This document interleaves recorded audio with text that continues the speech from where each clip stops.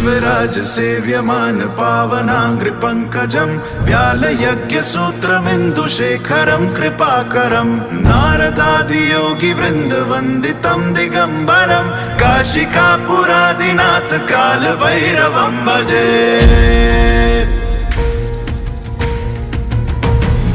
कोटिभास्वरं भवाब्धितारकं परं नीलकण्ठमीप्सितार्थदायकं त्रिलोचनं कालकालमम्बुजाक्षम्